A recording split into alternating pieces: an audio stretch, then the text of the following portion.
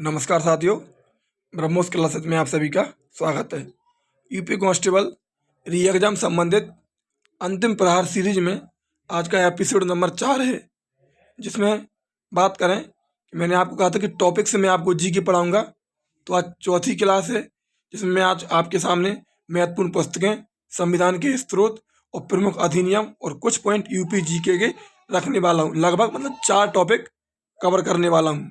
महत्वपूर्ण पुस्तकें, संविधान के स्रोत, प्रमुख अधिनियम और उत्तर प्रदेश जीके। जिसने पहली क्लासें नहीं देखी हैं वो क्लासें जाके देख सकते। एक बार आपको पता चल जाएगा कि प्रहार सीरीज का आपके एग्जाम में क्या रोल है और अंतिम समय में जी आपकी तैयारी में कैसे 4 चांद लगा सकती है। चलिए बात करते हैं। देखिए, आज का कुछ मोटिवेशन लाइन, जो आज की शुरुआत है, कुछ मोटिवेशन लाइन से करते हैं। जैसे कि जमीर जिंदा रख, कबीर जिंदा रख। जमीर जिंदा रख, कबीर जिंदा रख, सुल्तान भी बन जाए तो दिल में फकीर जिंदा रख। दोबारा सुनिए, जमीर जिंदा रख, कबीर जिंदा रख, सुल्तान भी बन जाए तो दिल में फकीर जिंदा रख। हौसले के तरकस में कोशिश का वो तीर जिंदा रख। हौसले के तरकस में कोशिश का वो तीर जिंदा रख। हार जाए चाहे जिंदगी में सब कुछ, मगर फिर से जीतने की उम्मीद जिंदा रख। ध्यान रखना, कभी भी अपनी जिंदगी से निराश मत होना, क्योंकि असफलता एक चुनौती है, इसे स्वीकार करनी चाहिए। क्योंकि यदि एक बार आप असफल हो गए ना, तो दोबारा आप फिर से प्रयास करोगे तो आपकी बार जो प्रयास होगा, जो शुरुआत होगी, वो शून्य से नहीं होगी, वो अनुभव से होगी। क्योंकि आपको एक बार का अनुभव है। तो सफलता असफलता एक सिक्के के दो पहलू हैं जो कि लगे रहते हैं। लेकिन आपको कभी भी कोशिश करनी नहीं छोड़नी चाहिए। कोशिश हमेशा करनी चाहिए। ज़्यादा से ज़्यादा क्या होगा, असफलता मिलेगी। लेकिन यदि आप कोशिश करोगे ही नहीं तो पहले से ही असफलता है। लेकिन यदि आपने कोशिश करी तो शायद सफलता मिल जाए। इसलिए कोशिश करते रहिए, ठीक है। अब बात करते हैं आगे आज के कंटेंट की, जो आज की सीरीज है। कौन कौन से प्रश्न है, चलिए बात करते हैं पहले प्रश्न की ओर। पहला टॉपिक मैंने लिया है महत्वपूर्ण पुस्तकें, क्योंकि पेपर की दृष्टि से इम्पोर्टेंट है। चलिए बात करते हैं। सबसे पहले पूछे आपसे कि अकबरनामा। अकबरनामा किसकी पुस्तक है? अबुल फजल की। अकबरनामा अबुल फजल। अष्टाध्यायी की बात करें, अष्टाध्यायी के लेखक हैं पाणिनि। ये सिर्फ सिलेक्टेड पुस्तकें हैं, सिर्फ चुनिंदा पुस्तकें रहेंगी, ज़्यादा नहीं रहेंगी। पेपर की दृष्टि से इम्पोर्टेंट रहेंगी, क्योंकि वैसे पुस्तकों की संख्या बहुत है और कई चैनल पर 400, 500 भी पढ़ा दी जाती हैं। लेकिन समय के हिसाब से अभी आपके सामने 30-40 पुस्तकें जरूरी हैं। जितनी आप पढ़ लो, पेपर की दृष्टि से इम्पोर्टेंट है, यही फंस जाएंगे इनसे। यदि आई करने लायक पेपर में आई तो अकबरनामा की बात करें तो अबुल फजल, अष्टाध्यायी की पाणिनि, इंडिका मेगास्थनीज, राजतरंगिणी कल्हण। पूछे कि कौन सी पुस्तक में जम्मू कश्मीर का इतिहास मिलता है, तो राजतरंगिणी पुस्तक में जम्मू कश्मीर का इतिहास मिलता है। आगे बात करें अर्थशास्त्र, चाणक्य या फिर कौटिल्य या विष्णुगुप्त। इस अर्थशास्त्र में राजनीति के बारे में मिलता है। किसके बारे में? राजनीति के बारे में। बात करें हुमायूंनामा, तो हुमायूंनामा है गुलबदन बेगम। किसकी? हुमायूंनामा गुलबदन बेगम। चलिए आगे बात करें। आगे पूछे बुद्ध चरितम, तो बुद्ध चरितम अश्व घोष की है। ये थोड़ा ये कटा हुआ है, दिख नहीं रहा होगा, लेकिन मैं बोल रहा हूँ बुद्ध चरितम अश्व Ghosh. Young India, young India की बात करें महात्मा गांधी, यंग इंडिया महात्मा गांधी। हर्ष चरित्र, हर्ष चरित्र की बात करें बाण भट्ट। सत्यार्थ प्रकाश दयानंद सरस्वती की है। सत्यार्थ प्रकाश किसकी पुस्तक है? दयानंद सरस्वती की। कादम्बरी जे बी बाण भट्ट की है। और ये सुइटेबल बॉय विक्रम सेठ। ये सुइटेबल बॉय किसकी है? विक्रम सेठ की है। आगे बात करें, आगे आपसे पूछ ले पंचतंत्र, विष्णु शर्मा।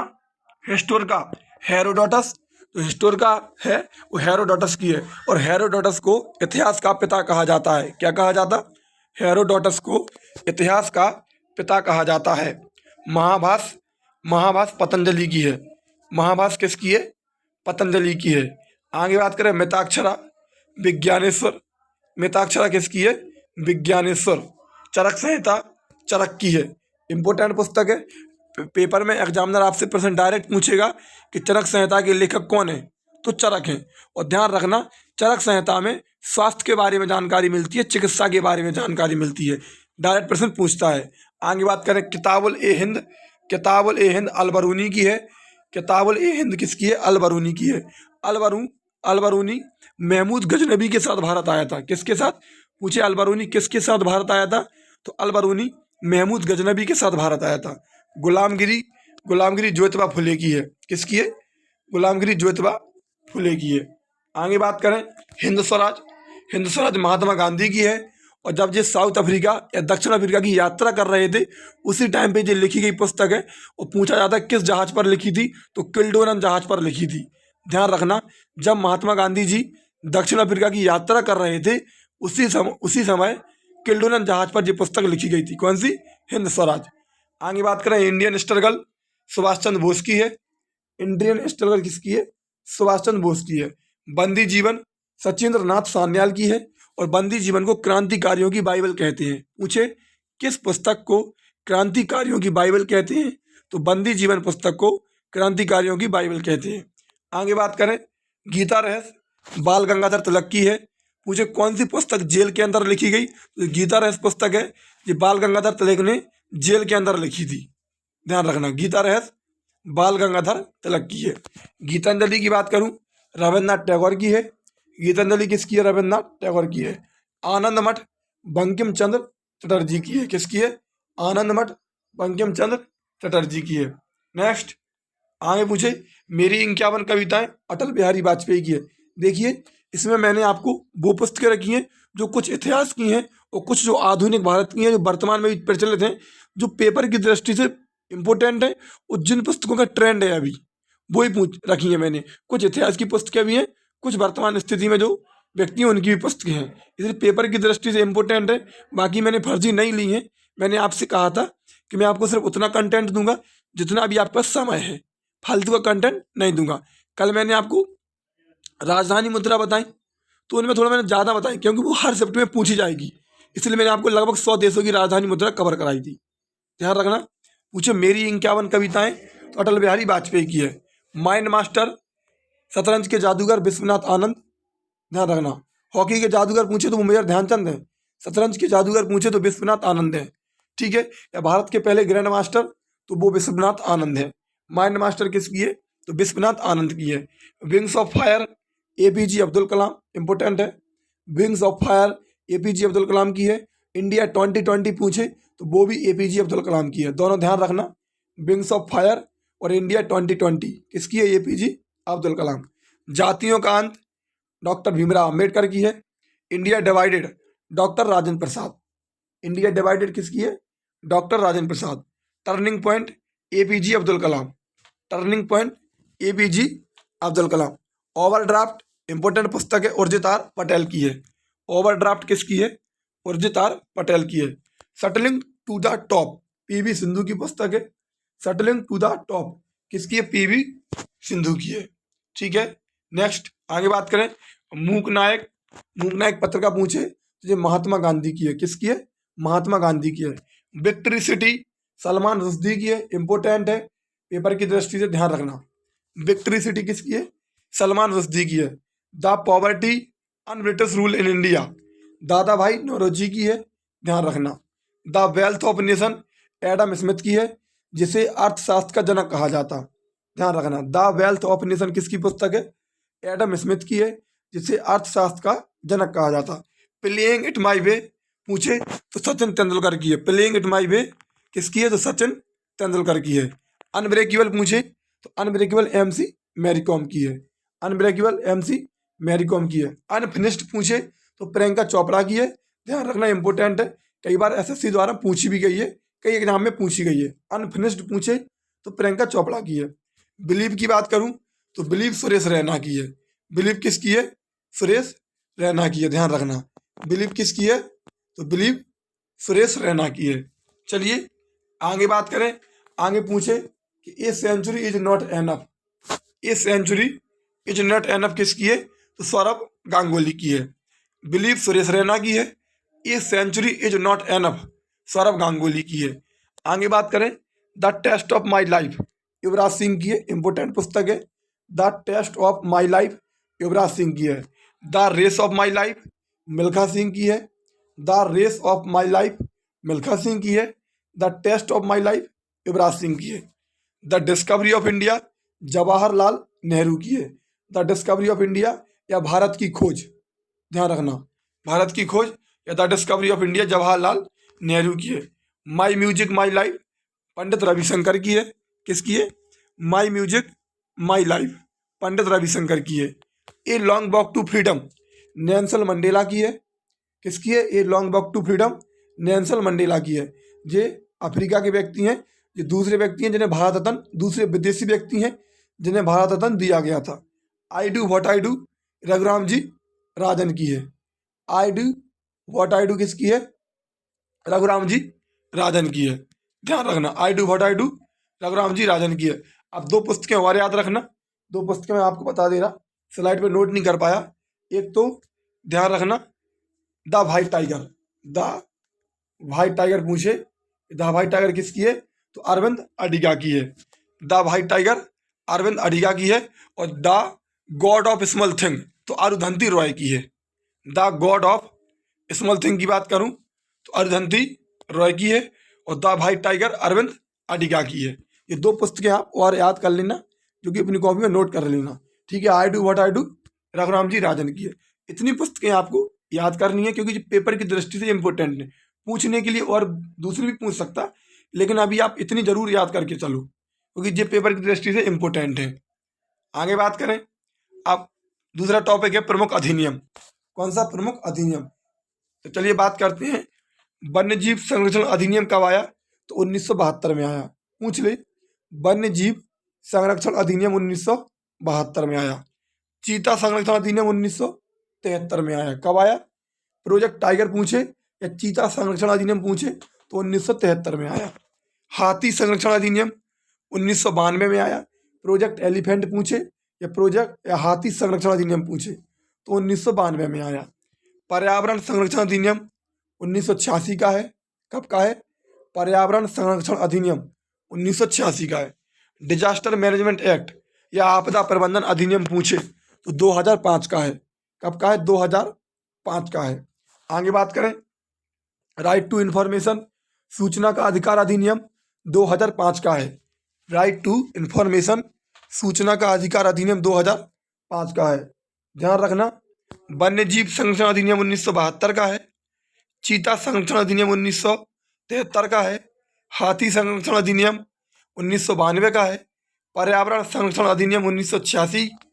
आपदा प्रबंधन अधिनियम 2005। सूचना का अधिकार अधिनियम 2005। आगे बात करें, आगे पूछ ले, शिक्षा का अधिकार अधिनियम 2009 का है। 1 अप्रैल 2010 को लागू हुआ। उपभोक्ता संरक्षण अधिनियम 2019 का है। राष्ट्रीय खाद्य सुरक्षा अधिनियम की बात करें तो 2013 का है। उपभोक्ता संरक्षण अधिनियम 2019, राष्ट्रीय खाद्य सुरक्षा अधिनियम 2013। भारतीय दंड संहिता अधिनियम की बात करें तो 1860 का है। कब का है? भारतीय दंड संहिता अधिनियम 1860 का है। हिंदू विधवा पुनर्विवाह अधिनियम 1856 का है। हिंदू विधवा पुनर्विवाह अधिनियम 1856 का है। दहेज प्रतिवेद अधिनियम 1961 का है। दहेज प्रतिवेद अधिनियम कब आया? 1961 में। सेबी की बात करूं तो security and exchange board of India, ठीक है, इसका अधिनियम 1992 में आया, लेकिन इसकी स्थापना पहले हो गई थी। मुझे सेबी की स्थापना कब हो गई थी? तो 1988 में।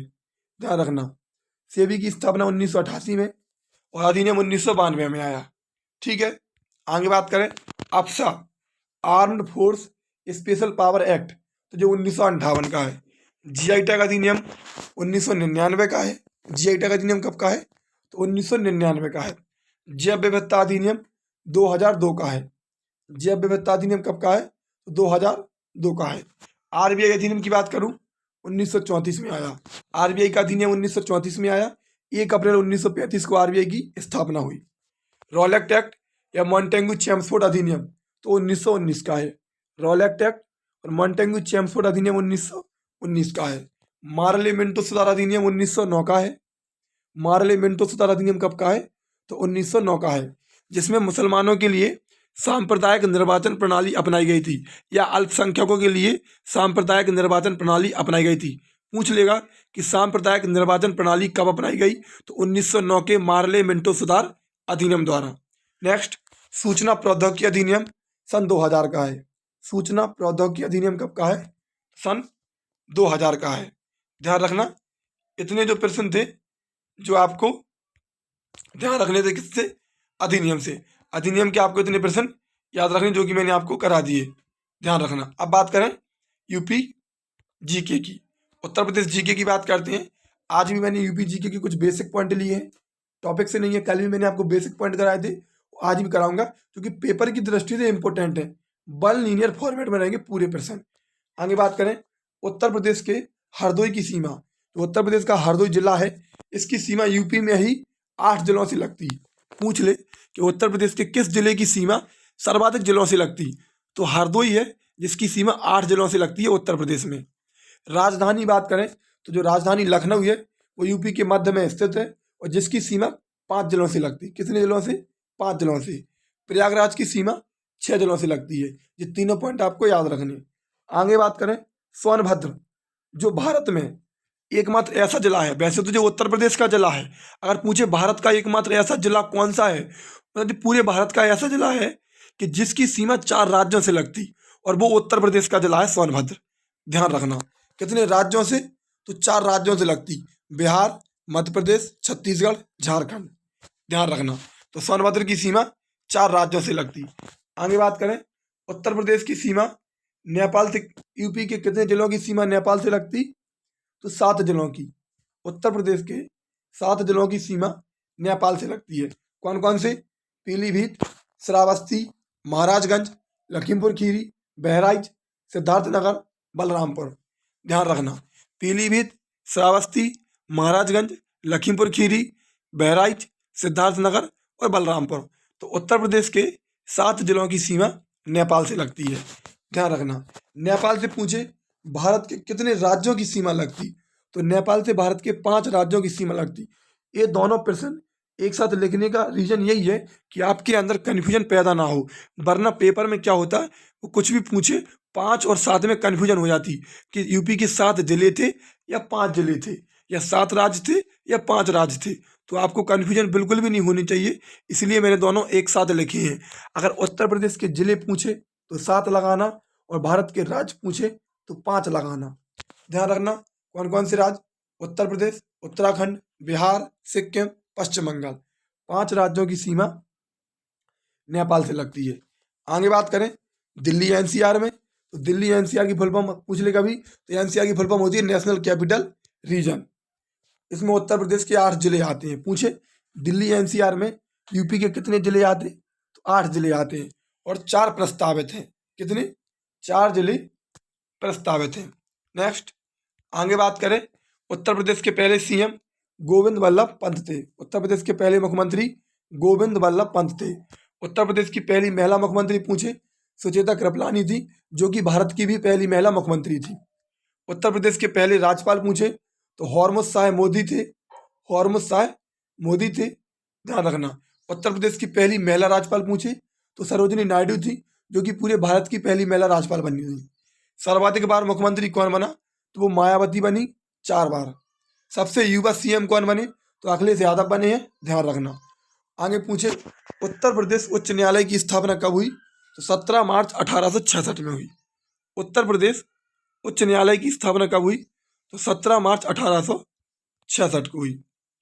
आगे बात करें जो उत्तर प्रदेश उच्च न्यायालय है वो कहाँ पे है, वो प्रयागराज में है। ध्यान रखना, जो उत्तर प्रदेश उच्च न्यायालय है वो प्रयागराज में है, लेकिन उसकी खंडपीठ लखनऊ में है।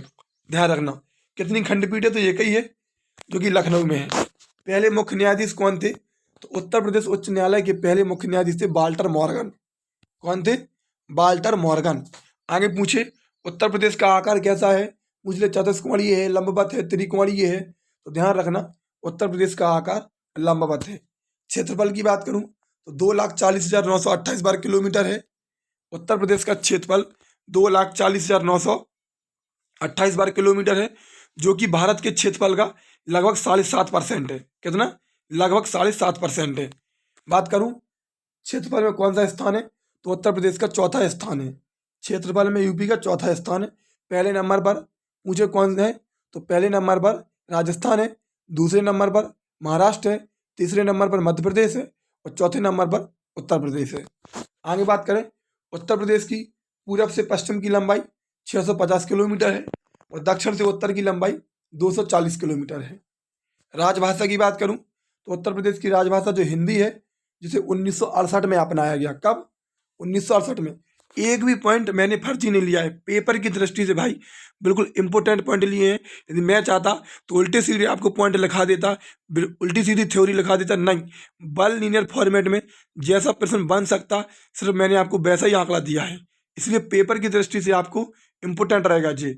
यदि आप नहीं पढ़ रहे हो तो वो आपकी गलती है भाई, मैं यकीन मान के चलना इस बात को तुम, कि आपको सब्सक्राइबर देख के या व्यूज देख के कुछ भी कम लगे, ये बात अलग है, ये समय की बात है। समय आएगा, अपना भी समय बदलेगा और जल्दी आएगा, लेकिन पेपर की दृष्टि से जो कंटेंट है वो एक नंबर है। आपको सिलेक्शन से मतलब है, आपको व्यूज और सब्सक्राइबर से मतलब नहीं है। ध्यान रखना, ना आपके बाद में व्यूज काम आएंगे, ना आपके बाद में सब्सक्राइबर काम आएंगे, कुछ भी काम नहीं आएगा। सिर्फ काम आएगा तो वो आपका सिलेक्शन आएगा, आपके पेपर में कितने नंबर बने, सिर्फ वो काम आएगा। ध्यान रखना। राजभाषा की बात करूं मैं तो राजभाषा हिंदी है, तो 1968 में अपनाई गई। कब अपनाई गई? 1968 में।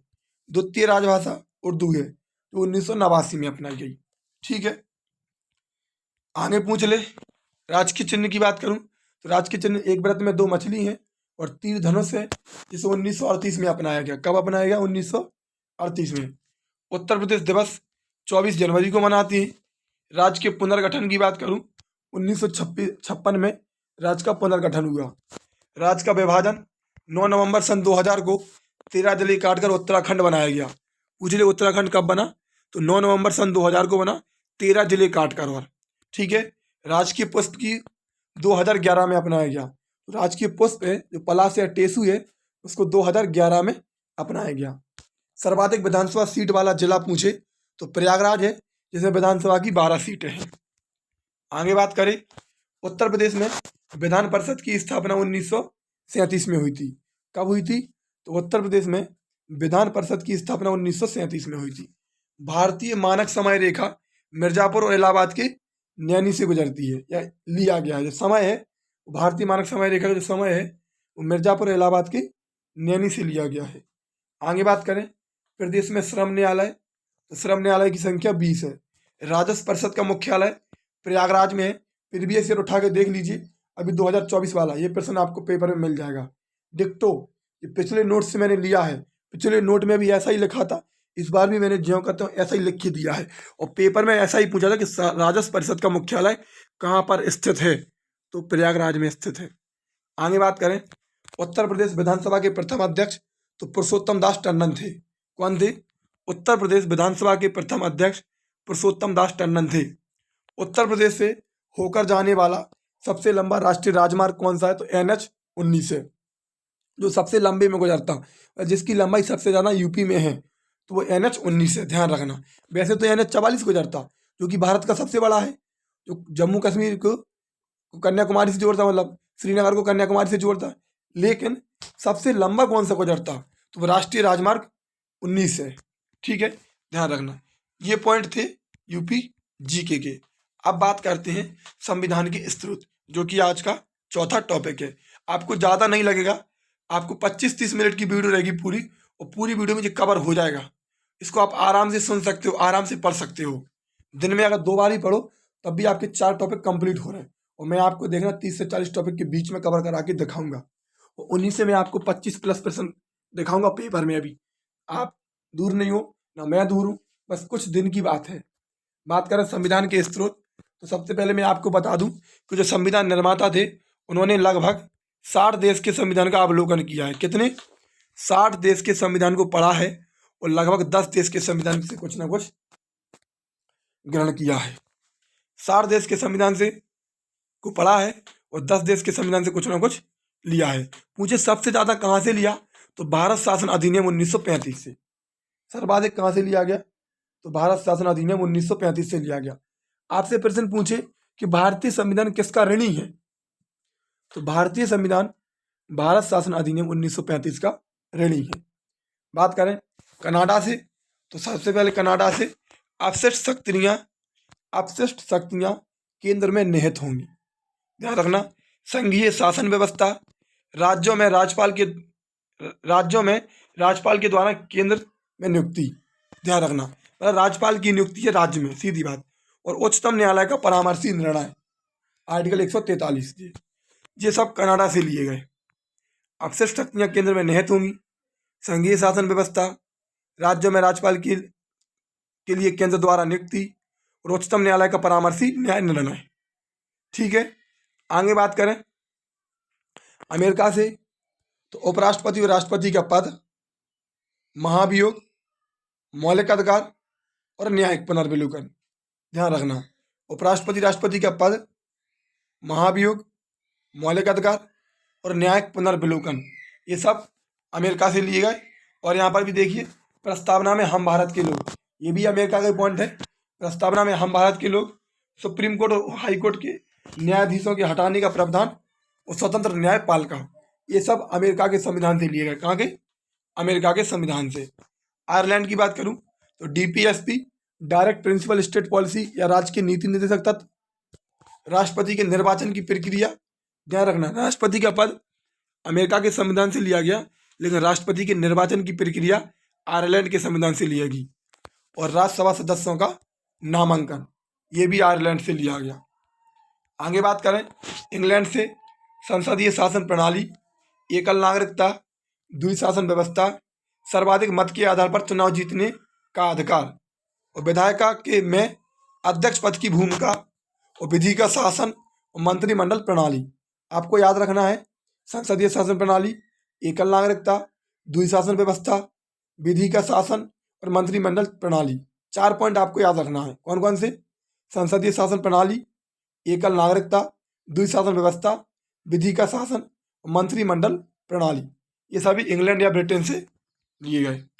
आगे बात करें फ्रांस से, तो फ्रांस से गणतंत्रता, स्वतंत्रता, बंधुत्व और समानता, या बंधुत्व मतलब भाईचारा, ये सभी फ्रांस से लिए गए। स्वतंत्रता, समानता, गणतंत्रता, बंधुत्व, ये सब कहाँ से लिए गए? तो फ्रांस से लिए गए। वैसे जो फ्रांसीसी जो क्रांति हुई थी उसके नारे थे, ध्यान रखना। और आर्टिकल 51 अंतर्राष्ट्रीय शांति या विदेश नीति, ये भी फ्रांस के संविधान से लिया गया। जापान की बात करूं तो जापान से लिए गए विधि द्वारा स्थापित प्रक्रिया। कहाँ से? जापान से विधि द्वारा स्थापित प्रक्रिया ली गई। नेक्स्ट ऑस्ट्रेलिया इंपोर्टेंट है। ऑस्ट्रेलिया से समवर्ती सूची, व्यापार, वाणिज्य और समागम। समवर्ती सूची, व्यापार, वाणिज्य और समागम। संसद के दोनों सदनों की संयुक्त बैठक, इंपोर्टेंट है। कौन से आर्टिकल में है? तो आर्टिकल 108 में है, संसद के दोनों सदनों की संयुक्त बैठक। इसको बुलाता कौन है? तो बुलाता तो इसको राष्ट्रपति है, अध्यक्षता इसकी लोकसभा स्पीकर करता। उपराष्ट्रपति इसमें भाग नहीं लेता क्योंकि वह किसी भी सदन का सदस्य नहीं होता। महान्यायवादी भाग लेता है लेकिन वोट नहीं डालता। ध्यान रखना, महान्यायवादी भाग लेता है लेकिन वोट नहीं डालता। अभी तक कितनी बार बुलाई गई? तो अभी तक 3 बार बुलाई गई है, और वित्त विधेयक और धन विधेयक पर बुलाई नहीं जाती। इतने पॉइंट आपको याद रखना। संसद की दोनों सदनों की बैठक आर्टिकल 108 में है, बुलाता राष्ट्रपति है, अध्यक्षता लोकसभा स्पीकर करता, उपराष्ट्रपति भाग नहीं लेता, महान्यायवादी भाग लेता, वोट नहीं डालता। अभी तक 3 बार बुलाई गई है, वित्त विधेयक और धन विधेयक पर बुलाई नहीं जाती है। आगे बात करें और ऑस्ट्रेलिया के संविधान से प्रस्तावना की भाषा, केंद्र व राज्य संबंध और शक्तियों का विभाजन।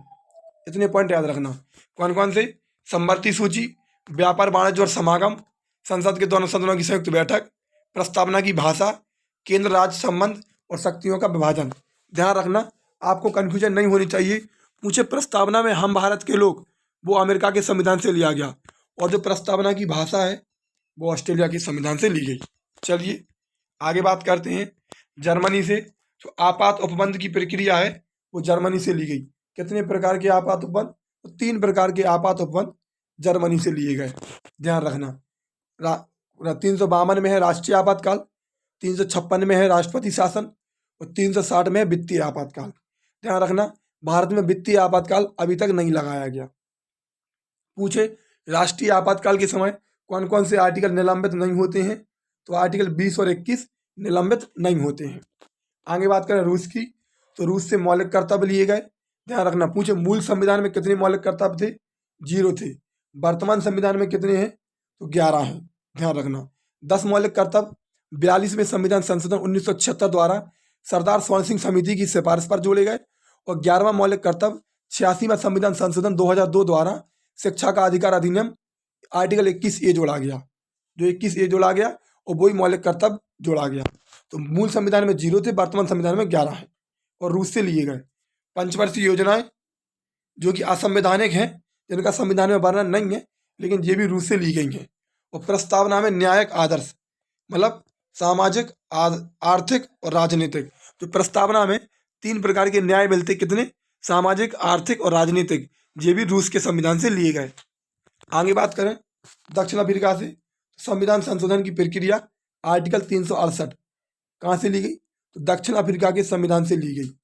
और राज्यसभा में सदस्यों का निर्वाचन, ये भी दक्षिण अफ्रीका के संविधान से लिया गया। संविधान संशोधन की प्रक्रिया आर्टिकल 368 और राज्यसभा के सदस्यों का निर्वाचन, ये भी साउथ अफ्रीका के संविधान से लिया गया। मित्रों, ये आज की क्लास थी।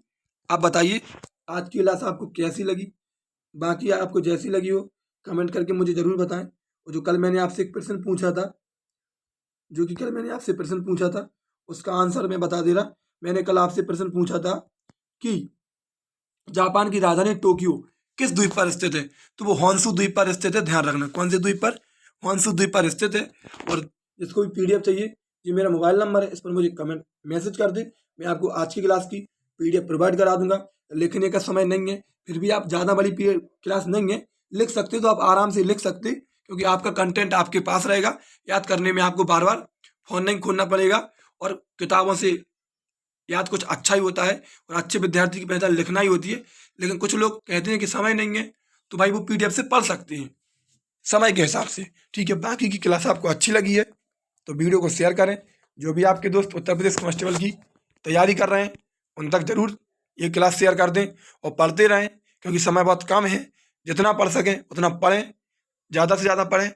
मौसम खराब है तो अपनी सेहत का भी ख्याल रखें, क्योंकि स्वास्थ्य ना बिगड़ जाए, वरना ज़्यादा भी पढ़ लोगे तो मतलब स्वास्थ्य खराब हो गया तो 2-4 दिन खराब हो जाएंगे। इससे लिमिट में रहें, पढ़ते रहें, लेकिन कंटिन्यू पढ़ें। कुछ दिनों की बात है, दोस्त यारी, रिश्तेदारी, घूमना, खेलना, ये सब अभी त्याग दें, पढ़ते रहें। आज लगभग 9 तारीख हो गई है और 15-16 तारीख तक आपके एडमिट कार्ड जारी कर दिए जाएंगे, या 1-2 दिन के अंदर आपकी पहले सिटी जारी कर दी जाएगी। 18 या 19 तारीख में आपके एडमिट कार्ड जारी होंगे और लगभग 15 या 16 तारीख तक आपकी सिटी और डेट आपको बता दी जाएगी। इस तारीख को इस सिटी में आपका एग्जाम है। ठीक है, पढ़ते रहें प्लीज़, और चैनल को सब्सक्राइब करें। और आपके सपोर्ट की अभी मुझे ज़रूरत है, तो आप अपना सपोर्ट भी बनाए रखें और वीडियो को शेयर भी कर दें। बाकी का कंटेंट में जो दम है वो पेपर की बात देखी जाएगी, जब पेपर होगा जब देखी जाएगी, तब आप मुझसे बात करना। ठीक है, धन्यवाद।